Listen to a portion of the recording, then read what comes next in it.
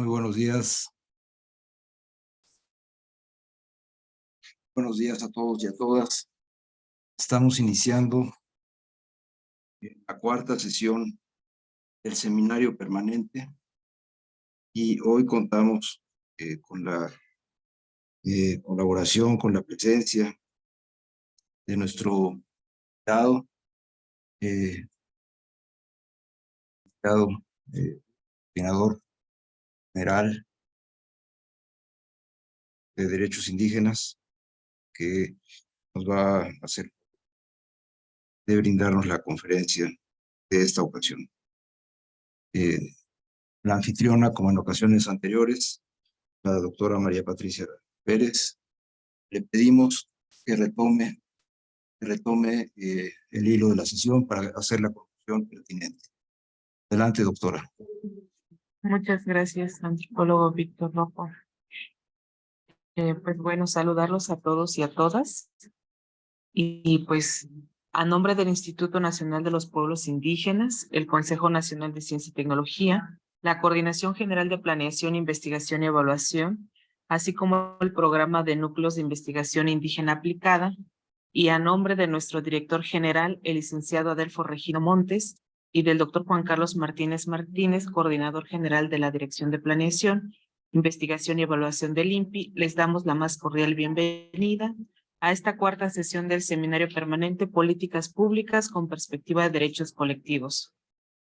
Hoy tenemos la presencia del licenciado Hugo Aguilar Ortiz, quien es coordinador general de Derechos Indígenas del Instituto Nacional de los Pueblos Indígenas, quien abordará pues un tema muy importante para nuestros pueblos indígenas y para nosotros como funcionarios públicos, académicos y activistas. Me refiero al tema de los derechos al territorio. En esta ocasión, la intervención del licenciado Hugo Aguilar es Derechos al Territorio y Conflictos Agrarios. A fin de conocer un poco el trabajo del licenciado Hugo, voy a permitirme leer el abstracto curricular que tenemos. El licenciado Hugo Aguilar se adscribe como indígena mixteco de la comunidad de San Agustín Tlacotepec, distrito de Tlaxiaco, Oaxaca, en la Mixteca. Es licenciado por la Facultad de Derecho y Ciencias Sociales de la Universidad Autónoma Benito Juárez de Oaxaca, con estudios de maestría en Derecho Constitucional en la misma universidad. Desde hace más de 3 décadas ha sido impulsor del reconocimiento constitucional y legal de los derechos indígenas, capacitador en diversas comunidades indígenas, así como promotor y defensor de dichos derechos ante los órganos jurisdiccionales de Oaxaca y México. Además, pues obtuvo el Premio Nacional a la Juventud Indígena en el rubro de promoción y defensa de los derechos indígenas en el 2001. Se ha desempeñado como coordinador de servicios del pueblo Mije, AC, subsecretario de Derechos Indígenas del Gobierno de Oaxaca, encargado de la Dirección de Sistemas Normativos Indígenas, del Instituto Estatal Electoral y de la Participación Ciudadana de Oaxaca, y actualmente es coordinador general de los derechos indígenas del Instituto Nacional de los Pueblos Indígenas del Gobierno de México. Pues muchísimas gracias, licenciado Hugo, por aceptar la invitación y compartir con nosotros este día con los postdoctorantes que están haciendo su estancia postdoctoral en los NIA, aquí en el instituto. Además, también pues, nos acompañan personalidades de otras dependencias del gobierno, de igual modo personal de público en general que nos acompaña. Pues bueno, muchísimas gracias por compartir su experiencia y reflexiones en torno a este tema tan complejo y actual que observamos y vivenciamos en las distintas regiones de nuestro país. Bienvenido y muchas gracias. Le cedo la palabra, licenciado Hugo. Muchas gracias, Patricia. Muy buenos días a todas y a todos. Es un gusto saludarles por este medio. La mayoría tiene apagado la cámara. De pronto a lo mejor vamos a estar hablando así a ciegas, pero bueno, creo que estas son las condiciones de la reunión virtual. Pero de todas maneras agradezco al área de planeación de nuestro instituto la invitación para conversar con ustedes esta tarde, esta mañana. Estoy en Sonora, desde aquí, desde el territorio Yaqui, les envío un saludo y agradecerles a todos y a todas los funcionarios del instituto, los funcionarios del gobierno de México, los investigadores y todos los interesados en el tema de los pueblos indígenas, agradecerles su tiempo, su interés. Creo yo que estamos viviendo momentos importantes en el país, y el tema de nuestros pueblos es un tema inaplazable, es un tema de gran relevancia. Y pues por eso también agradezco la invitación. Ya estoy viendo ahí caras conocidas, saludos ahí a nuestros hermanos Ernesto de Chihuahua, a Oscar ahí desde territorio Seri. Pues un saludo a todos, un saludo a todos. He preparado una pequeña presentación, una guía de lo que vamos a abordar el día de hoy. Y bueno, pues vamos a ir corriéndola, de pronto también la vamos a quitar para que no sea monótona y que nos podamos ver mínimamente.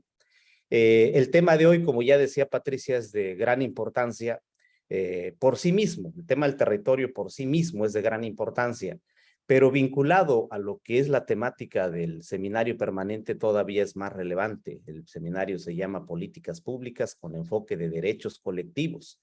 Y no hay ninguna duda que cuando hablamos de derecho al territorio de los pueblos indígenas es uno de los derechos fundamentales, derechos colectivos de los pueblos. Y bueno, ¿qué impacto tiene frente a la política pública? Entonces, ese va a ser el tema que vamos a desarrollar este día. Voy a tratar de ser breve y después daremos pie a unos comentarios o preguntas que pudiera haber, y con eso, cumplimos el objetivo de esta sesión. Voy a pedir a los compañeros de planeación si pueden poner la presentación. Antes de entrar propiamente al tema, quiero desarrollar dos ideas para contextualizar. Una primera tiene que ver con el propio seminario, cómo se inscribe en el marco de las necesidades del momento actual de nuestro país. A ver, déjenme ver si me pueden habilitar para compartir. En breve, maestro Hugo. Listo. Bueno, la primera idea que quiero desarrollar tiene que ver con la importancia del seminario. Cuando hablamos de territorio o de derechos territoriales y de políticas públicas, necesariamente estamos hablando o estamos entrando al terreno del derecho, al terreno de los derechos. Es decir, no es una charla con un enfoque antropológico, social o político, sino pues vamos a tener una conversación en el terreno de lo jurídico, el terreno del derecho, y a lo mejor para algunos puede ser aburrido. De pronto los abogados pues tenemos un lenguaje un tanto complejo para explicar algunas situaciones como esta. Entonces lo primero que quiero decir, estamos entrando al terreno de los derechos. ¿Ya tengo habilitado? Sí, ya está habilitado. Muy bien. Vamos a ver. ¿Lo ven ahí? Ya se ve, sí. Perfecto. Bueno, lo primero que quiero entonces resaltar es que estamos en el terreno de los derechos y de lo que también hemos llamado los derechos indígenas. Esta es la forma de organización que nos hemos dotado en México y tiene un conjunto de implicaciones. Para los que somos funcionarios públicos, nos rige este principio que conocemos normalmente como principio de legalidad, que nosotros podemos hacer todo lo que la ley nos permite hacer, y al particular puede hacer todo lo que la ley no les prohíbe. Y bajo esta premisa, quiero decirles que ahora en la experiencia de la función pública federal, esta premisa es uno de los nudos importantes que no permiten desarrollar plenamente los derechos indígenas. Muchos de los funcionarios que están encomendados a tomar decisiones se agarran de este principio porque a pesar de que en México se reconocieron los derechos indígenas en el año 2001, no hemos tenido un desarrollo normativo completo, una armonización normativa a todos los niveles. Tenemos un artículo 2º constitucional, más o menos con un buen contenido. No tenemos una ley de derechos de los pueblos indígenas. No tenemos, ahora está en el Senado, pues yo creo que ya sin posibilidad de salir, una ley de consulta. No existen leyes reglamentarias en la mayoría de los estados. Los cuerpos normativos de las dependencias, su ley orgánica, su ley reglamentaria, no tienen contenido de derechos indígenas. Entonces, cuando el funcionario que va a tomar decisiones enfrenta un tema, entre ellos el tema del territorio, pues se ajusta al derecho positivo vigente sin la presencia de los pueblos indígenas. Entonces, estamos frente a una situación compleja porque digamos que no terminamos de construir el andamiaje jurídico de nuestro país para atender los derechos indígenas. Podría yo ubicar que la problemática está en el siguiente punto. Hemos pasado de negar los derechos indígenas al reconocimiento de los derechos indígenas. Hubieron dos momentos importantes que marcan en nuestro país este paso de la negación al reconocimiento.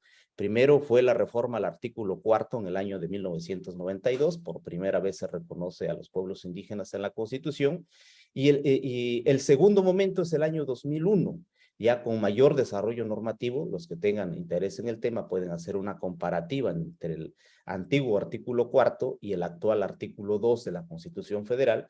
Van a encontrar que el artículo 4, reformado en 1992, tenía un enfoque cultural. Se reconocía la cultura, pero no se establecía, no se reconocía plenamente al sujeto y no se le reconocía un conjunto de derechos, cosa que más o menos ocurrió en el año 2001. Entonces pasamos de la negación de los pueblos y de sus derechos al reconocimiento.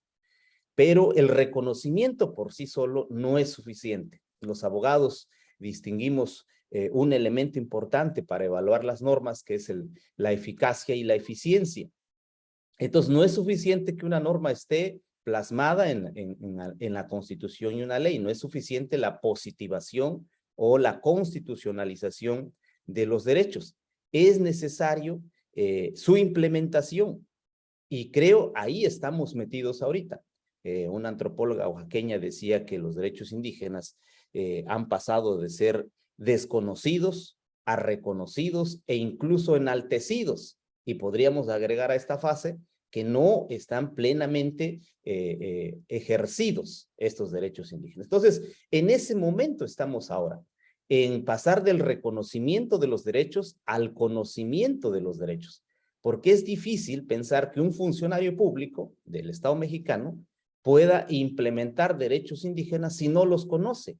Es difícil pensar que se pueda implementar los derechos indígenas si no conoce la realidad de los pueblos indígenas. Y ahí estamos instalados. Para mí, ahí está la contribución o la importancia de este seminario. El seminario se está dedicando a conocer los derechos y, obviamente, con la intención de que nosotros como funcionarios, una vez que lo conozcamos, contribuyamos a la implementación de los derechos indígenas. Este es la tarea importante. O sea, el hecho de que estemos frente a una constitución que ya reconoce a los pueblos, que tenemos un artículo 2 que reconoce al sujeto de derecho, pueblo y comunidad, y en su apartado A y apartado B establece un catálogo de derechos colectivos para los pueblos indígenas, nos lleva a la necesaria implicación de que como funcionarios debamos de hacer todo por implementar las normas. Ahorita vamos a ver lo que nos indica el artículo 1 de la Constitución. Es un mandato constitucional para todos los funcionarios. Y también, no solo, es otro reto adicional, no solo hay que implementarlos, sino que buscar que esa implementación tenga un impacto real en la vida de las comunidades. Si nosotros implementamos o decimos que implementamos derechos indígenas, pero va en contra de la aspiración, de las necesidades y de la problemática de los pueblos, aún la implementación no cumple su sentido. Ahí es cuando los abogados hablamos de que la norma, en algunos casos, aún siendo eficaz, no es eficiente, porque no le sirve en modo alguno al sujeto al que está destinado. Y todo esto enmarcado en la aspiración de tener en México un Estado pluricultural, que debe de tener, digamos, el principio de pluriculturalidad debe tener un reflejo en muchos ámbitos o espacios de la vida de los pueblos indígenas. Podríamos decir que estamos frente al reto de tener una justicia pluricultural, una democracia pluricultural y, en el caso del Poder Ejecutivo, un gobierno de la pluriculturalidad, un gobierno con principios y acciones suficientes para abrazar la pluriculturalidad.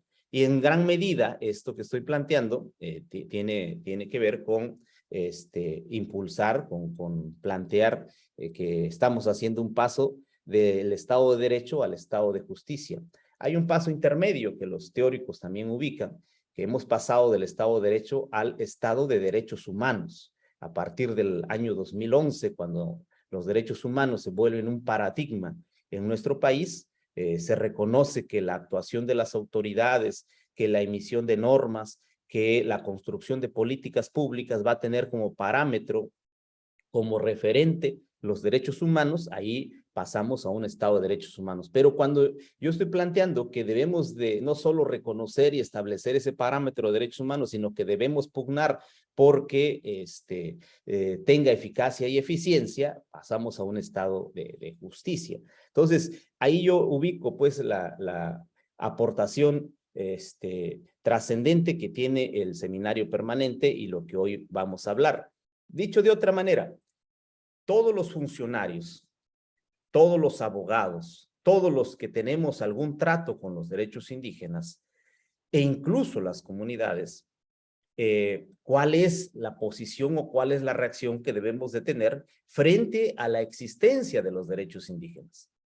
Es dable, es justificable que el funcionario continúe actuando como si no existieran los derechos indígenas, incluso bajo el mismo principio de legalidad. No se justifica en modo alguno que un funcionario siga aplicando la norma como si no estuviera la reforma al artículo 2 constitucional y como si no hubieran instrumentos internacionales de derechos humanos reconocidos y validados por México que contienen esos derechos humanos. Entonces, a todos los funcionarios y a todos los que aplican, los operadores, los llamados operadores del derecho, algo tenemos que comprometernos en el ejercicio de estos derechos. No hay razón, no hay justificación, no hay planteamiento teórico alguno que justifique no hacerlo. No podríamos decir que el artículo 2 pues, sea un llamado a misa o un bonito planteamiento. Entonces, yo es lo primero que quisiera decir. Y miren, el sustento de esta cuestión está en el artículo primero de la Constitución. Miren qué dice, es precioso este artículo primero. Todas las autoridades en el ámbito de sus competencias tienen la obligación de promover, respetar, proteger y garantizar los derechos humanos de conformidad con los principios de universalidad, interdependencia, indivisibilidad y progresividad. En consecuencia, el Estado deberá prevenir, investigar, sancionar y reparar las violaciones a los derechos humanos en los términos que establezca la ley. Fíjense, todas las autoridades en el ámbito de su competencia tienen la obligación de promover, respetar, proteger y garantizar derechos humanos. O sea, si nosotros, incluso los abogados formalistas, los tradicionalistas, que estudiamos todavía la pirámide de Kelsen, aceptamos que la Constitución está en la cúspide de nuestro ordenamiento jurídico, pues yo atendería este artículo primero y dejaría de atender todas las demás disposiciones secundarias. Aquí no hay excepción, todas las autoridades. ¿Qué implican los principios de universalidad? Bueno, eso a lo mejor puede ser materia de mayor análisis más adelante, pero miren, el mandato es clarísimo, no requiere interpretación. Todas las autoridades en el ámbito de sus competencias tienen la obligación de promover, respetar los derechos humanos. Entonces, todos los argumentos que nos indican o que se hacen en relación a que no pueden aplicar disposiciones constitucionales o convencionales que contienen derechos humanos se caen con la sola lectura de este precepto. Ahora bien, ¿cuál es el planteamiento que vamos a desarrollar con relación al territorio? Primero, hay que tener un panorama, un conocimiento mínimo de qué es el territorio, qué debemos entender por derecho al territorio. En México estamos muy acostumbrados a tratar con el derecho a la tierra. Las personas y las comunidades y la Constitución misma nos da derechos sobre la tierra. Y ahorita vamos a ver que hay necesidad también de distinguir entre tierra y territorio. Entonces, lo primero, no hay posibilidad de que nosotros intentemos aplicar el derecho al territorio si no conocemos lo que es sus implicaciones, los alcances del derecho al territorio. Y también, este es un tema reciente, a partir del 2011, se ha venido desarrollando con más fuerza qué es la perspectiva de derechos colectivos, o en este caso, qué significa tener una perspectiva de derechos territoriales.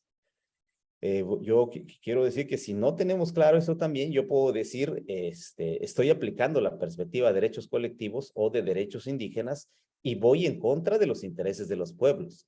Esta fue una práctica muy recurrente del 2010 hacia el 2015, más o menos, en tribunales electorales. Uno puede leer sentencias de aquella época que recogen todo el discurso del movimiento indígena, recogen todo el planteamiento teórico de las comunidades, y uno cuando va leyendo dice, no, pues ahora sí los tribunales están a otro nivel, y llega al final y resuelven en contra de la comunidad. Emiten una resolución contraria a la comunidad, y entonces pues parece que la perspectiva quedó mocha, ¿no? Entonces hay que saber qué cosa podría implicar o qué cosa implica la perspectiva de derechos colectivos o de derechos al territorio. También hay que precisar cuál es la finalidad del planteamiento de los derechos territoriales y cuál es la finalidad de la perspectiva de derechos colectivos. O sea, ¿qué busca? ¿Qué busca esa perspectiva? Porque solamente así también podemos abonar hacia hacer realidad este derecho y esta perspectiva. Y obviamente, pues eso nos lanza el reto de saber cómo tener una perspectiva de derechos colectivos y cómo tener una perspectiva de derecho al territorio, ¿sí? Y obviamente, pues con eso debe de tener algún resultado en la vida práctica, si nosotros tenemos claro eso. Entonces, voy a intentar agotar algunos de estos temas, o más bien abordarlos someramente, y pues entiendo que el seminario, por las limitaciones de tiempo, pues es eso, llevamos un planteamiento, una plataforma, y es materia de mayor investigación y de mayor estudio con cada uno de ustedes. Cada uno de estos temas por sí solos da para varias horas de clase. Ahora vamos a hacer un bosquejo general. ¿Qué cosa es el derecho a la tierra y el derecho al territorio? Miren, podríamos primero decir que tienen una relación del todo y sus partes. El derecho al territorio lo define el artículo 13 del convenio 169 para el caso de pueblos indígenas como la totalidad del hábitat. De igual manera, en la Constitución Federal, el artículo 27, al referirse a territorio, y si uno lee el 27 y los párrafos subsecuentes, ahorita los vamos a mostrar, entiende por territorio, pues casi lo mismo que el 13, la totalidad del hábitat, porque habla de todas las aguas, las islas, los zócalos submarinos, los minerales, todo lo que hay arriba, el aire, todo el suelo y todo lo que hay debajo del suelo. Esa es, digamos, la perspectiva que tiene la Constitución. Entonces, el territorio es el todo, el que abraza la totalidad del medio ambiente en la que nos encontramos, y la tierra es únicamente el derecho que tenemos sobre la superficie que pisamos. Ese es el derecho pleno que transmite el Estado. Ahorita vamos a ver el artículo 27, a ver, para ir viéndolo, aquí está, miren. El artículo 27 dice que la propiedad de las tierras y aguas comprendidas dentro de los límites del territorio nacional corresponde originalmente a la nación, la cual ha tenido y tiene el derecho de transmitir el dominio de ellos a los particulares, constituyendo la propiedad privada. También la propiedad social. Aquí se refiere la Constitución solo a la propiedad privada, pero más adelante desarrolla quienes tienen capacidad y bajo qué condiciones se adquiere la propiedad social, la de las comunidades y los ejidos, que es, digamos, la propiedad más común en los pueblos indígenas. Y sigue diciendo el 27, la nación tendrá en todo tiempo el derecho de imponer a la propiedad privada las modalidades que dicte el interés público, así como el de regular en beneficio social el aprovechamiento de los elementos naturales susceptibles de apropiación, con objeto de hacer una distribución equitativa de la riqueza pública, cuidar de su conservación cuidar de su conservación, lograr el desarrollo equilibrado del país y el mejoramiento de las condiciones de vida de la población rural y urbana. Aquí lo relevante de este párrafo es que quien tiene el derecho de imponerle a las tierras la modalidad de propiedad que considere es la nación, ¿no? Guiado solamente por el interés público. Todos estos conceptos son son ambiguos, son debatibles, porque ¿qué es el interés público? ¿Quién dice qué es el interés público? Cuando estamos en presencia de un interés público, pues la experiencia mexicana es que estamos cuando la autoridad dice que estamos al interés público, ¿no? Hay cosas que no son propiamente de interés público, pero si lo declara el Estado, pues se vuelve de interés público. Es digamos, una ficción jurídica este conjunto de conceptos. Entonces, miren, de este lado, el artículo 27 nos está regulando el derecho al territorio. Y nos dice que el territorio es propiedad de la nación, y tiene el derecho de establecer las modalidades de propiedad sobre las tierras, aguas y todos los recursos naturales, sobre todo el territorio. Aquí está un primer planteamiento. Del otro lado, el artículo 13 del convenio, que está vigente desde el año 91 en México, establece lo siguiente. Al aplicar las disposiciones de esta parte del convenio, estamos en la parte de tierras, los gobiernos deberán respetar la importancia especial que para las culturas y valores espirituales de los pueblos interesados reviste su relación con las tierras o territorios, o con ambos, según los casos, que ocupan o utilizan de alguna otra manera y en particular los aspectos colectivos de esa relación. La utilización del término tierras en los artículos 15 y 16 deberán incluir el concepto de territorios, lo que cubre la totalidad del hábitat de las regiones que los pueblos interesados ocupan o utilizan de alguna otra manera. Ambos preceptos son normas vigentes y válidas en nuestro país. Una nos señala que la propiedad del territorio es de la nación. Y aquí también hay otra trampa, porque la nación, pues nos han enseñado en las escuelas que somos todos. Pero ¿quién de los que estamos aquí establece la propiedad de su lugar, el pequeño lote que tenga? No, la nación, bajo el esquema de que nos organizamos en una democracia representativa, entonces quien ejerce, o sea, la nación se expresa a través de sus representantes electos, o sea, diputados, senadores, gobernadores, presidente de la República. Y entonces, bajo esta premisa, la nación se convierte en el gobierno, o el gobierno es el que ejerce lo que le toca a la nación. Y bajo esta, digamos, ficción, llegamos a que es el Poder Ejecutivo el que tiene encomendada esta tarea de imponer a la propiedad privada las modalidades que dicte el interés público. O sea, el que decide quién es propietario o no, bajo qué condiciones, es el gobierno, no es la nación. Entonces, aquí hay un salto curioso del artículo 27 hacia las facultades del Poder Ejecutivo. Entonces, lo relevante aquí es que el artículo 27 establece que el dueño del territorio nacional es la nación y por ende el gobierno, con esto que acabo de explicar. Y del otro lado, el convenio 169 establece que el propietario del territorio de los lugares que ocupan o utilizan son los pueblos indígenas. Entonces, si ustedes ven, aquí hay una tensión normativa, y lo que le llamamos los abogados como una tensión normativa, porque el mismo tema está regulado en dos preceptos igualmente vigentes, pero con sentidos opuestos. La Constitución dice que el dueño es la nación y el convenio dice que el dueño son los pueblos.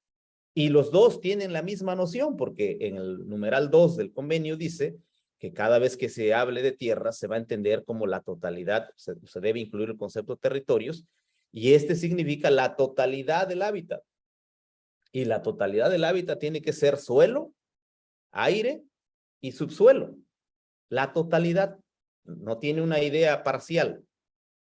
Entonces, si nosotros seguimos revisando estos dos preceptos, estos dos instrumentos, miren lo que tenemos. Aquí está lo que decía, corresponde a la nación el dominio directo de todos los recursos naturales. No hay uno que escape.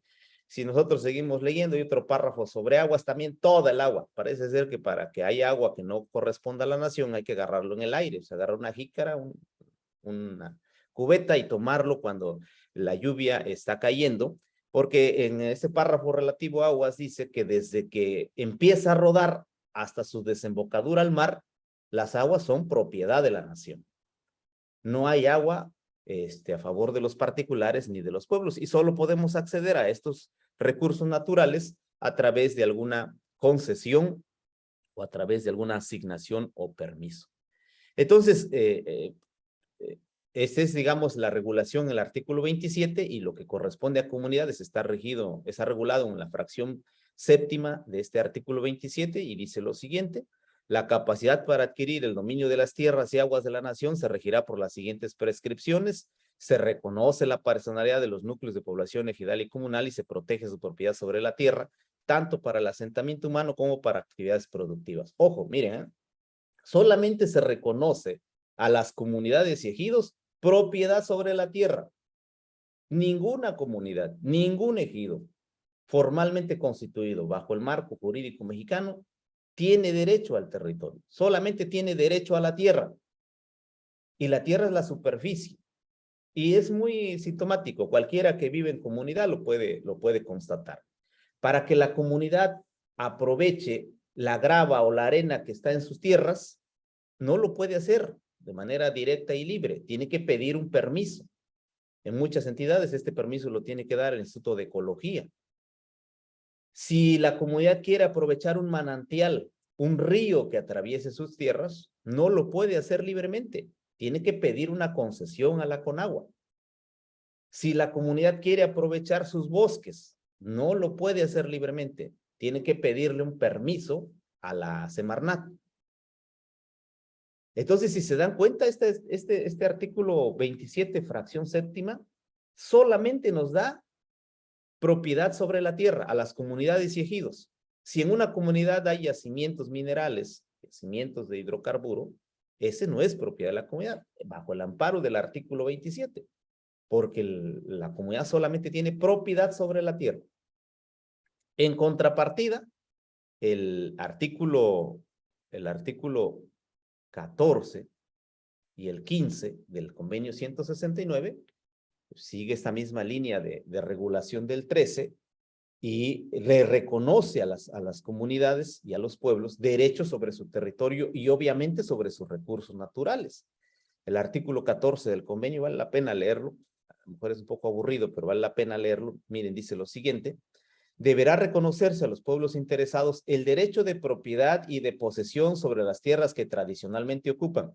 Aquí no olviden, cuando dice sobre las tierras, también incluye territorio, la totalidad del hábitat. Entonces el 14 dice que los estados deben reconocer propiedad y posesión sobre las tierras, le hace territorios, que los pueblos tradicionalmente ocupan. Además, en los casos apropiados, deberá tomarse medidas para salvaguardar el derecho de los pueblos interesados a utilizar las tierras que no estén exclusivamente ocupados por ellos, pero a las que hayan tenido tradicionalmente acceso para sus actividades tradicionales y de subsistencia. La noción de territorio incluso va más allá de la posesión tradicional que conocemos en nuestro sistema jurídico. Si ustedes se dieron cuenta, en el artículo 3 introduce dos conceptos que no están en el marco jurídico agrario mexicano: la utilización y la ocupación. Si ustedes ven, en México la propiedad se analiza y se desglosa, se desmenuza a través de propiedad y posesión. Y la propiedad implica los derechos de uso, disfrute y de disposición. El derecho de posesión incluye el derecho de uso y disfrute, no el de disposición. Así es un poco la teoría con la que nosotros tratamos el derecho al territorio. Esta noción se rompe con el artículo 13 y 14, porque no necesariamente tengo que estar en posesión de las tierras para que se me reconozca derecho de propiedad, de posesión, o dice el convenio, de utilización o derecho de ocupación. Este es el caso de los hermanos Wixárikas, que año con año utilizan superficies de tierras que no son de ellos en propiedad conforme al Estado mexicano, pero al que acceden para llevar a cabo sus rituales y sus ceremonias en los lugares sagrados. Dice, continúa diciendo el artículo 14, los gobiernos deberán tomar las medidas que sean necesarias para determinar las tierras que los pueblos interesados ocupan tradicionalmente y garantizar la protección efectiva de sus derechos de propiedad y posesión. Deberán instituirse procedimientos adecuados en el marco del sistema jurídico nacional para solucionar las reivindicaciones de tierras formuladas por los pueblos interesados. El artículo 15, para mi gusto, se enfoca también, da unos elementos que más adelante vamos a ver que hicimos uso para efectos de algunas comunidades. En la siguiente parte, miren, el artículo 15 dice: los derechos de los pueblos interesados a los recursos naturales existentes en sus tierras, territorios, deberán protegerse especialmente. O sea, ni siquiera, no solo nos priva del derecho de usar los recursos naturales. Aquí estamos hablando de piedra, de agua, de bosques, de plantas medicinales, etcétera. No solo se reconoce la propiedad, sino se impone la obligación al Estado de protegerlos de manera especial. Este derecho comprende el derecho de esos pueblos a participar en la utilización, administración y conservación de dichos recursos. O sea, aquí, contrario a lo que establece el 27, que solo tenemos derecho a la tierra y derechos extremadamente limitados a los recursos naturales, el 13, 14 y 15, con esta línea de planteamientos, nos da derechos plenos e incluso obligación al Estado a proteger esos derechos. Pero sí prevé una cuestión, el convenio 169 prevé una cuestión que matiza esto que voy diciendo. Miren, el numeral 2 dice: en caso de que pertenezca al Estado la propiedad de los minerales o de los recursos del subsuelo, o tenga derecho sobre otros recursos existentes en las tierras, los gobiernos deberán establecer o mantener procedimientos con miras a consultar a los pueblos interesados a fin de determinar si los intereses de esos pueblos serían perjudicados y en qué medida, antes de emprender o autorizar cualquier programa de prospección o explotación de los recursos existentes en sus tierras. Los pueblos interesados deberán participar siempre que sea posible en los beneficios que reporten tales actividades. Entonces, miren, el planteamiento, desde mi perspectiva, es así. El 27 reconoce el derecho al territorio solamente a la nación y a las comunidades derecho a la tierra. El 13, 14 y 15, como lo acabamos de ver, reconoce a los pueblos y comunidades derecho a su territorio y derecho a sus recursos naturales. Aquí hay una tensión normativa. El propio convenio 169 advierte esta tensión, esta doble disposición, lo advierte y dice que cuando ocurra este caso, que ese es el caso mexicano, se tiene que establecer un proceso de consulta, yo diría, para ver cómo se armonizan esos derechos. En qué medida esos derechos deben ser respetados en el máximo posible. O sea, no se puede obviar también tajantemente, en virtud de este numeral 2 del artículo 15, las disposiciones constitucionales, pero al mismo tiempo no se puede dejar de lado las disposiciones que reconocen a los pueblos y comunidades el derecho al territorio. Este es el planteamiento, para mí, el planteamiento central que trae el derecho al territorio en nuestro país y es el que debemos de atender. O sea, si yo quisiera decir dónde está el quick, el núcleo duro, o como llamamos nosotros los abogados, dónde está la litis que ofrece el derecho al territorio, está aquí, en tener presente que el derecho a la tierra y al territorio en comunidades indígenas tiene un tratamiento distinto al de cualquier otro ejido, al de cualquier particular y al de cualquier otra superficie de territorio en el Estado mexicano. Esta parte creo que es de capital importancia para los efectos que aquí buscamos en el seminario y también para los efectos de hacer justicia a los pueblos indígenas. Dicho de otra manera, si ustedes miran cualquier caso relacionado con tierras de pueblos indígenas, se ha atendido y se ha resuelto única y exclusivamente con el marco jurídico agrario. Y punto. Y con base en eso, operan un conjunto de principios y diríamos nada de lo hecho por el Estado está mal hecho porque lo hicieron con ese marco jurídico. Pero si analizamos esos mismos casos a la luz del convenio 169, y tiene disposiciones muy similares, la Declaración de Naciones Unidas sobre Derechos de los Pueblos Indígenas y la Declaración Americana, vamos a ver que no están bien adoptadas las decisiones del Estado mexicano cuando solo se basa en disposiciones constitucionales y legales del marco jurídico agrario.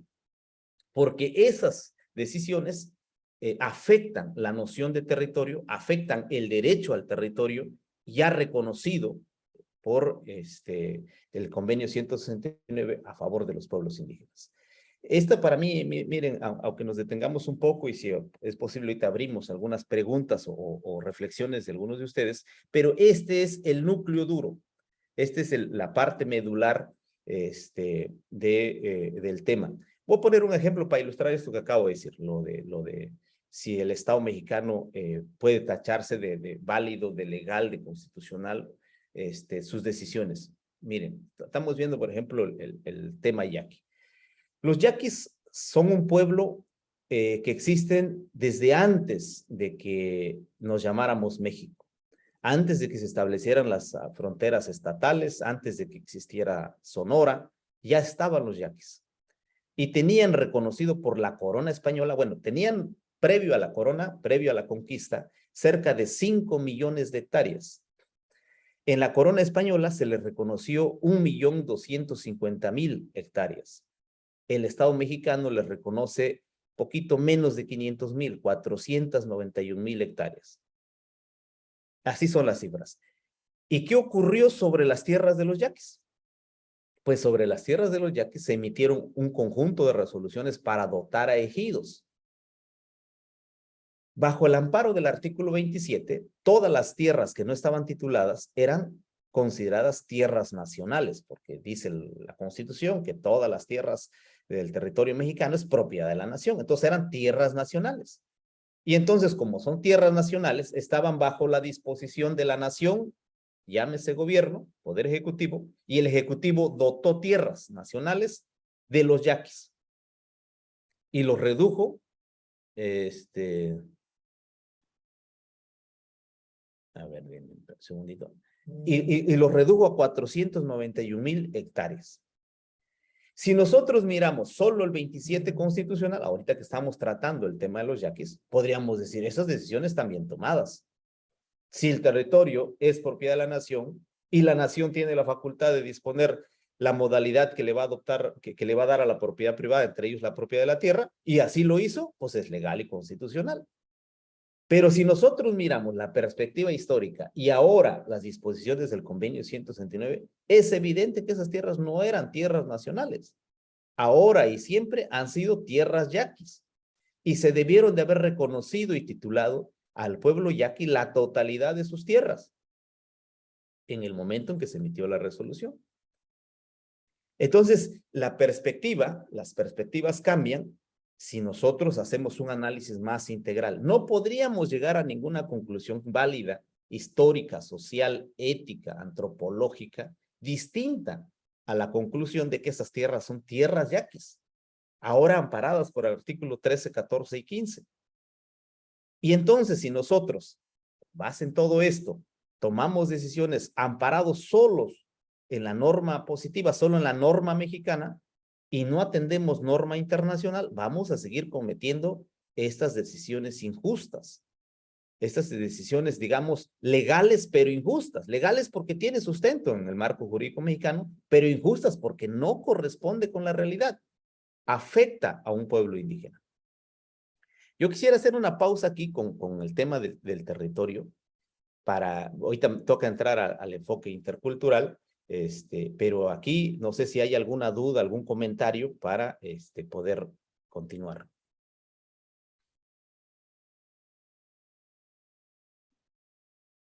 Pues si alguien de los que están presentes quisiera hacer alguna pregunta en torno a lo que el licenciado Hugo ha estado comentando, pues que levante la mano.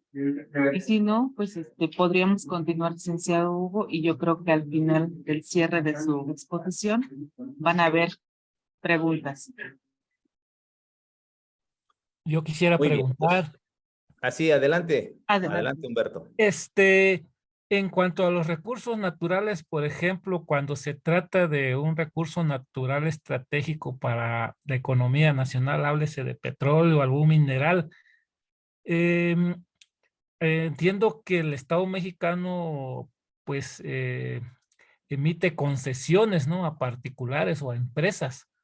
Entonces, ahí la comunidad no es ni consultada, ni informada, ni tiene la posibilidad de decir, bueno, como sucede con el bosque, ¿no? Que solicita un programa de manejo que le autorice Semarnat, o en el caso de, no sé, de la tierra, ¿no? Algún permiso para extraer algún material pétreo, ya sea arena, grava. Pero en este caso, ¿cómo se vería desde esta, digamos, marco de análisis que nos está haciendo ahorita, ¿no? De la derecho internacional y el derecho de la Constitución? ¿Cómo se leería en ese caso? Si nos pudiera compartir. Bueno, gracias. Muy bien, miren, si nosotros quisiéramos tener una visión radical y ahora colocarnos en el otro extremo de la balanza, solamente amparados en el convenio 169, uno podría decir que no requeriríamos ni concesión para usar nuestra agua, ni permisos para usar nuestro bosque, ni autorización para usar los materiales pétreos existentes en el territorio, porque somos dueños. Y un poco así está la visión relacionada con el derecho de consulta. Somos dueños y entonces quien quiera usar nuestro recurso natural nos tiene que consultar. O sea, si ustedes ven, ahora hemos girado al otro lado. Somos dueños de las tierras, territorio y recursos naturales y yo diría, podríamos usarlos sin pedir permiso a nadie, porque somos dueños. Esa es la noción de propiedad traída de Occidente, un derecho exclusivo y excluyente. El que es dueño, él solamente puede usar el objeto de lo que es dueño y nadie más puede usarlo sin su autorización. Entonces, el derecho de propiedad es exclusividad y excluye a los demás. Entonces, si nosotros tenemos de verdad derecho de propiedad sobre tierra, territorio y recursos naturales, debe ser exclusivo y debe ser excluyente. Y entonces, si el Estado quiere usarlo, pues tendría que preguntarnos. Necesitamos dar nosotros nuestra autorización. Ustedes, por ejemplo, tienen su computadora y lo único que puede usar la computadora son ustedes.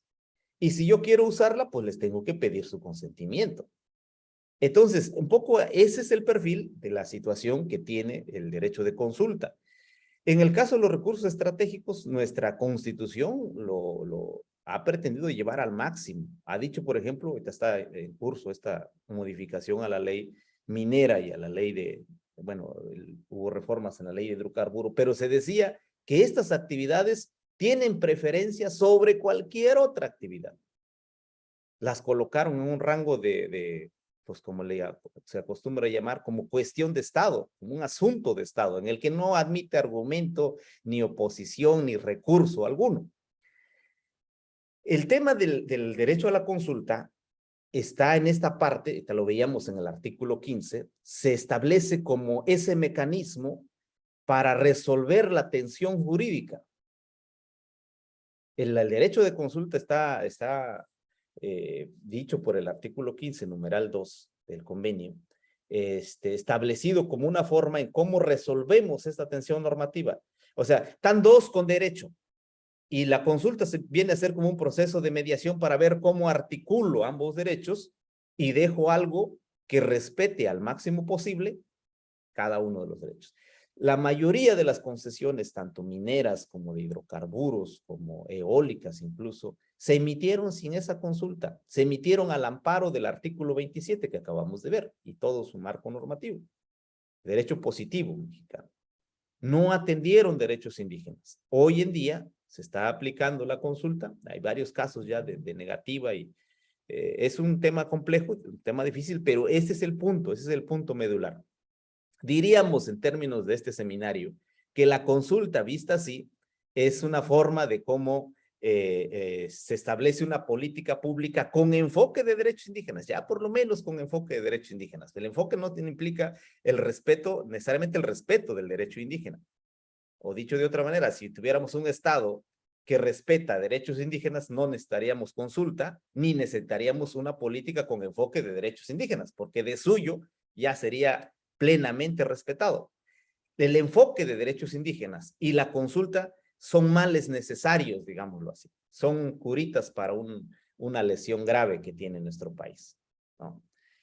Ese es el tema. Ahora vamos, ya que estamos en esto, vamos a ver qué implica el enfoque intercultural.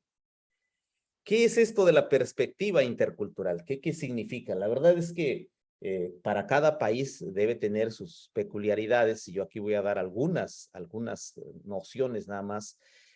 Para mí el campo de aplicación de los derechos indígenas donde ha tenido más desarrollo este tema es en el ámbito electoral, mucho referido a Oaxaca, a Michoacán y recientemente Guerrero y Chiapas. Son los estados que han impulsado estas perspectivas en los planteamientos jurídicos, y los tribunales han desarrollado algunas ideas. El primer elemento de una perspectiva intercultural es el reconocimiento de la diversidad. Pero ojo, no es un reconocimiento formal, no es que nosotros digamos, yo reconozco que hay indígenas, o que la Constitución, la ley diga hay indígenas, sino diría yo un reconocimiento responsable. O sea, si yo reconozco que hay diversidad cultural, tengo que asumir las consecuencias de esa responsabilidad, de esa diversidad cultural. Eso significa que al otro lo tengo que tratar con respeto, que tengo que asumir una actitud abierta de intentar conocer al otro, de buscar cómo entre él y yo establecemos una relación horizontal, de buscar que cuando entremos en conflicto, salvemos al máximo posible su identidad y mi identidad. Entonces, el primer hecho es el reconocimiento. O sea, hace rato decíamos, ya la Constitución lo dice, y pues de la Constitución para abajo tiene que haber reconocimiento, pero además una actitud frente al reconocimiento. ¿Por qué razón? Porque la perspectiva intercultural pretende revertir las condiciones de exclusión, de discriminación, de invisibilización y de desigualdad que tienen los pueblos indígenas. Esta es la razón de ser. O sea, si nosotros asumimos una perspectiva intercultural para agredir a los pueblos, no tiene sentido. Si nosotros hacemos un reconocimiento constitucional y legal de los derechos indígenas para que mueran los pueblos, no tendría sentido. Es como hacer una muerte civilizada. Si la finalidad de la perspectiva intercultural va a ser eso, una muerte civilizada de los pueblos, creo que no tiene sentido. ¿Sí? Entonces, este es el fin, en fin último. Y varios teóricos, en varios lados, se reconocen tres principios de la perspectiva intercultural. Primero, la igualdad, pero no cualquier igualdad, sino la igualdad en la diversidad. ¿Cómo sería esto de la igualdad en la diversidad? El ejemplo más claro, el desarrollo más claro que tiene la Corte es el siguiente. Si nosotros nos planteamos tratar igual a todos, que esa fue la piedra angular de nuestro sistema jurídico, lo que generamos es desigualdad. Y véanlo por qué. Si yo tengo enfrente, digamos que yo soy un juez, y tengo enfrente a una persona con recursos económicos que habla bien el español, en un conflicto de tierras, frente a otra persona o una comunidad que no tiene recursos económicos, que no tiene para pagar un abogado y que no habla el castellano, el español, y yo digo, les debo dar trato igual, lo que va a ocurrir en ese juicio es que el que tiene más posibilidades va a defender mejor su derecho y posiblemente, o casi seguramente en México, gane la sentencia. Y el otro, la comunidad, no es que no tenga razón, no es que no tenga pruebas, es que no tuvo las condiciones para llevarlas al juez, es que no tuvo al abogado que argumentara frente al juez. Y entonces la posición del juez de atender de manera formal, de manera tabla rasa, el principio de igualdad, termina generando una afectación y dando un trato desigual. ¿Sí? La Corte distingue entre la igualdad, dice la igualdad en la ley, la igualdad frente a la ley, en contrapartida con la igualdad real.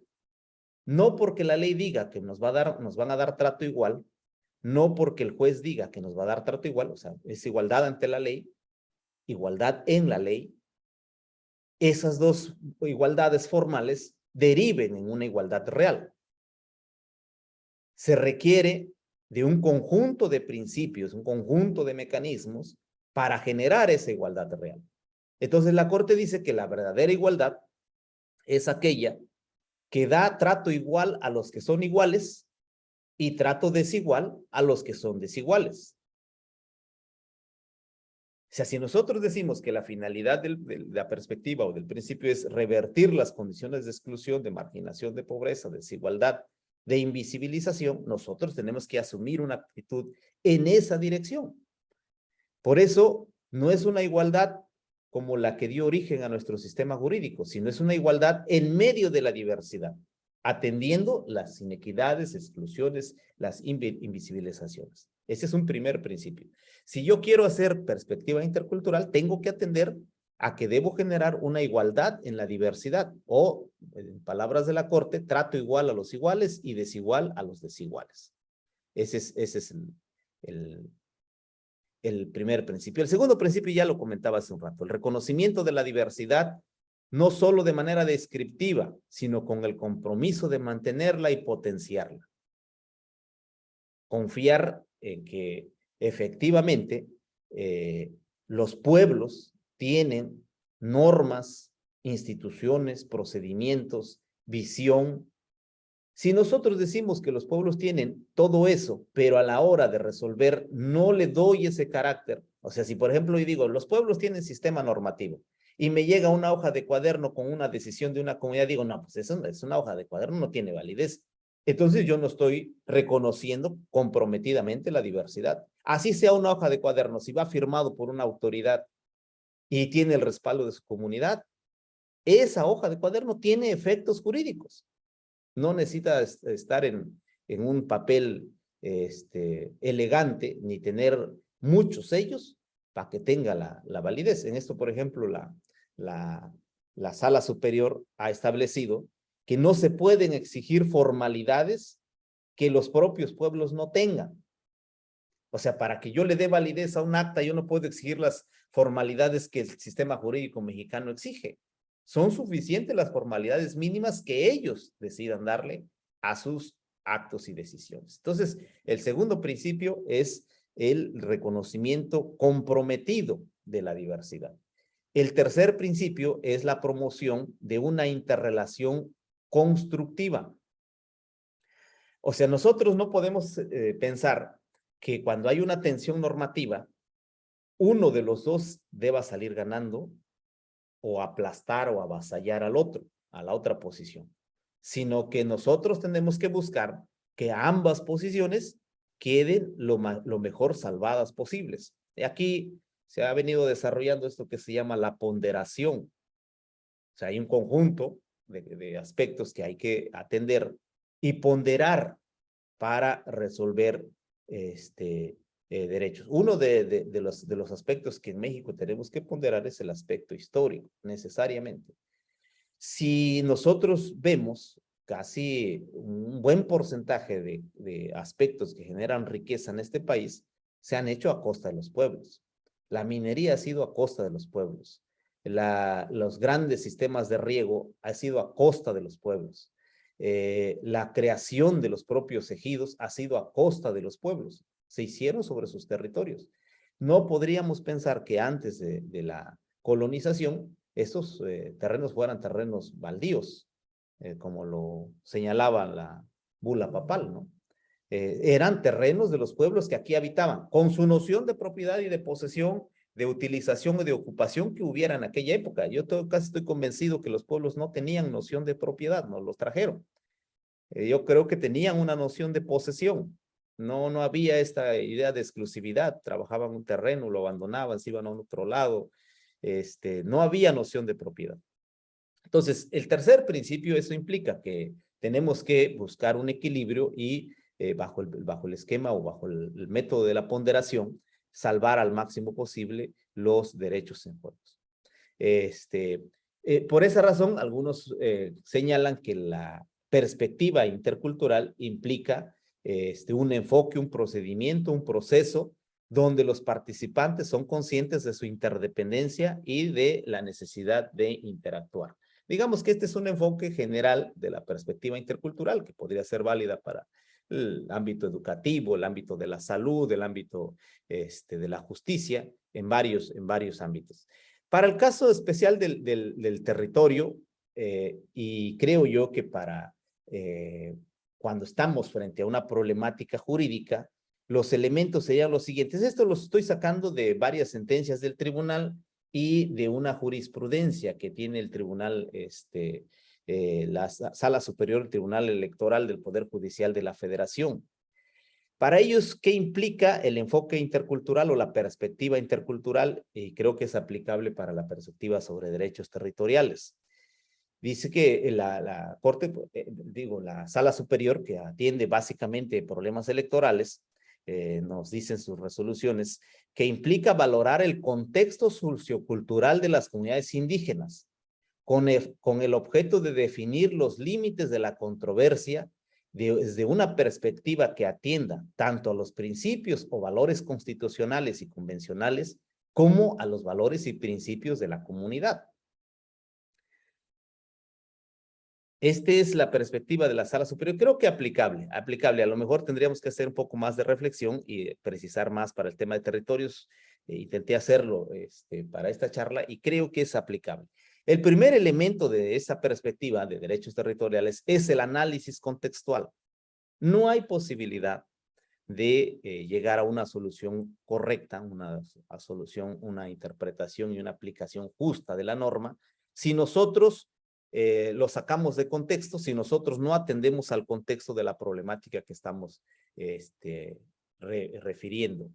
El contexto le da sentido a las cosas.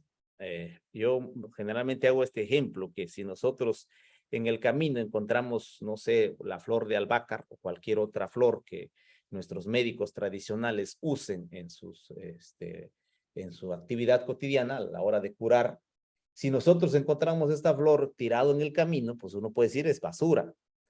Pero si nosotros llegamos a la casa del médico tradicional y vemos esa misma flor, entonces es un elemento para sanar, es un elemento para el ritual, es un elemento para el ejercicio del médico tradicional. Visto la misma flor en el contexto del médico tradicional, la flor adquiere otra dimensión y otro significado. Lo mismo ocurre con el tema del territorio. Si nosotros sacamos el tema, la conflictividad territorial, y la analizamos sola, seguramente nos vamos a caer en la tentación de resolverlo conforme a los parámetros de propiedad y posesión con el que se han resuelto todos los conflictos en este país. Pero si nosotros vemos que el territorio tiene una importancia especial para los pueblos, aun cuando no sea su propiedad, si nosotros miramos la historia de ese pueblo respecto al territorio, si nosotros nos vamos más allá del sistema jurídico mexicano, nos echamos un clavado al régimen de la corona española, adquiere fuerza el título primordial. Y si nosotros todavía nos vamos más allá a través de un estudio antropológico histórico, eso va dándole otra dimensión al derecho al territorio.